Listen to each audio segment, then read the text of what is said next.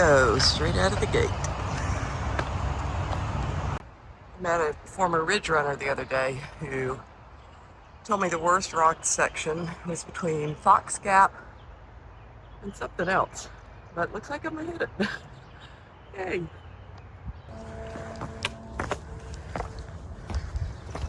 Good morning from the trail, the very rocky trail. I do believe I'm on the 6-mile stretch that the ridge runner said was so terrible. He said it's the little stuff like this that it has for like 6 miles straight without much break. Maybe any, I don't know. So far not. Well, there was like 5 feet. So I can't say it doesn't have little stretches of breaks anymore. But I'm making my way to Delaware Water Gap, slowly but surely.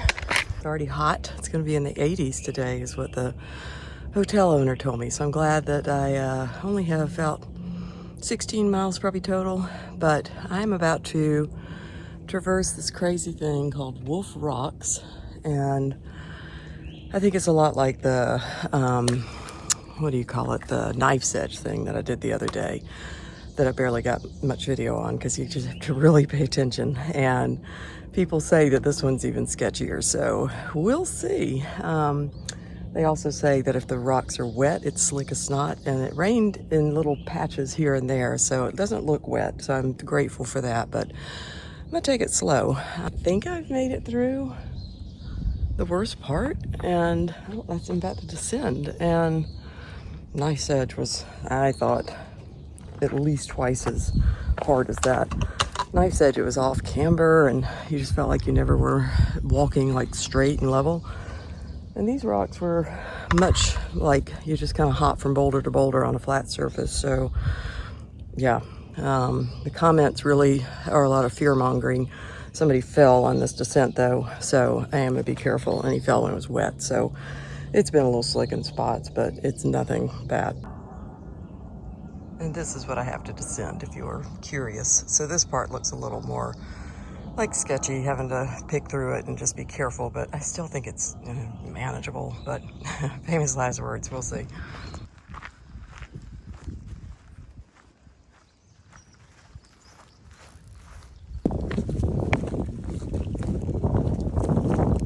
Oh my God. I am tired of rocks. I know I've said that 8,001 times, but it's worth saying again. I haven't seen one of these guys in a long time.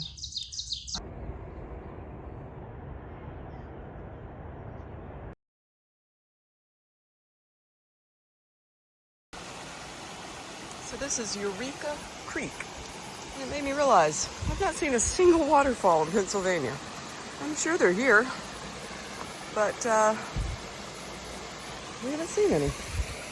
So I'm officially 1 mile from Delaware Water Gap, and I am excited about getting a nice coffee at a coffee shop right off the trail soon.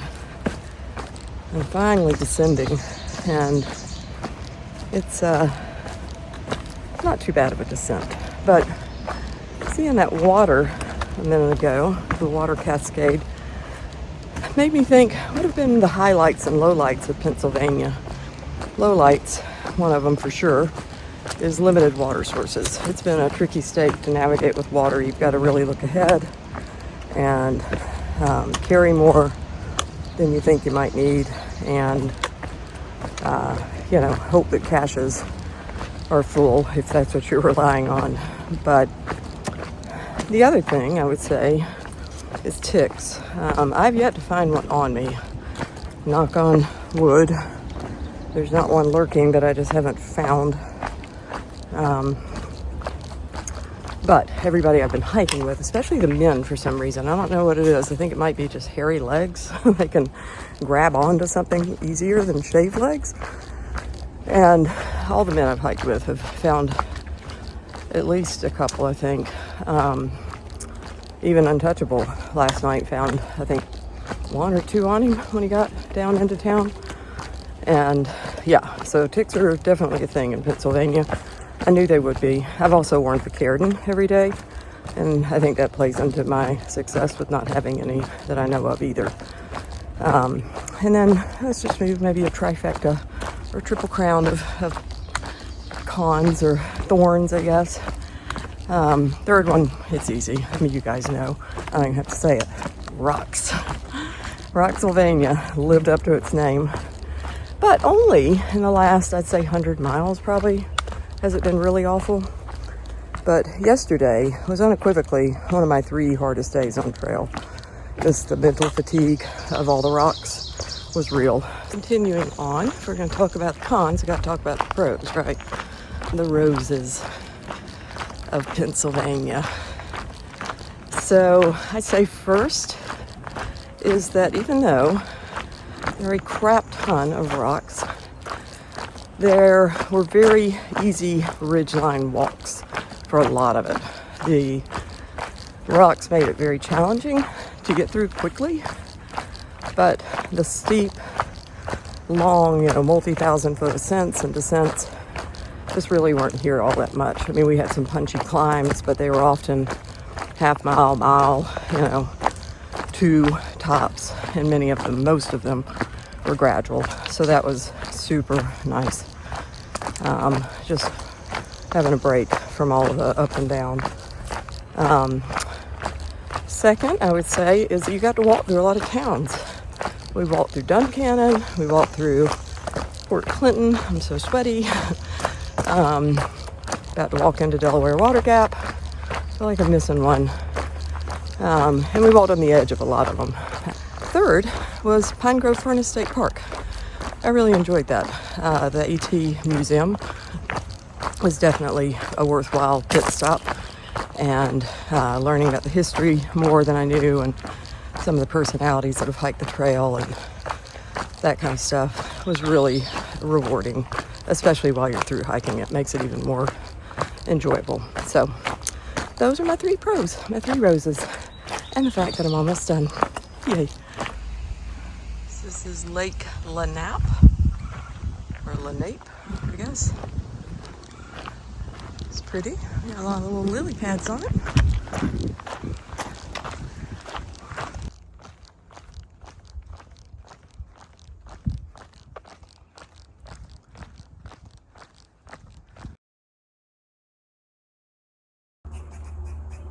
This is really cool. Little fresh cut flower stand. I didn't have any expectations with Delaware Water Gap. This is super cute.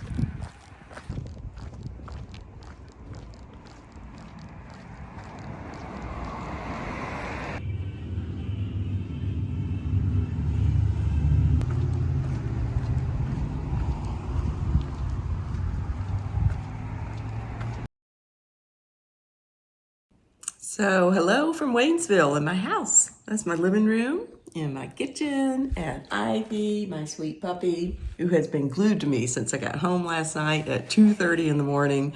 She didn't even bark at me. She knew who it was. She knew it was her mama. But it was great to see Larry too. I woke him up because Ivy woke up and was clicking around in the bedroom. But it was so wonderful to snuggle up with my husband. We had not seen each other for almost 6 weeks, I think. And that's the longest we've ever gone since we've been married without seeing each other. So it's going to be fun to hang out with him and go see my friend graduate on Saturday, my sweet young friend who is got a bright future ahead of her. And then my sisters and I will travel down to Toccoa, Georgia, about 2 hours from here to visit our dad. He is still having all kinds of testing done to stage his cancer. It is metastasized, of course, from his prostate, like I mentioned earlier, but hopefully it's not beyond just his pelvic lymph nodes and some bone involvement, and that it stays put. They can suppress it and manage it, and then, not deal with more vital organ involvement. But we'll see. I think it's a good thing that I'm home for a few days. I think a long through hike like this, the new and shiny luster of it starts to wear off after a while. And I think this will rejuvenate it. And I think that I'll be more aware of the beauty around me instead of just like cussing rocks all day. Of course, I know there's going to be more rocks in Jersey. I'm not under any illusion they're ending, but I'll have a better attitude, I think, going back onto the rocky trail. But yeah, Untouchable got off trail 2. He rode with me about 3.5 hours yesterday, which was great. I heard all kinds of fun stories about when he was a UPS driver. He should write a book.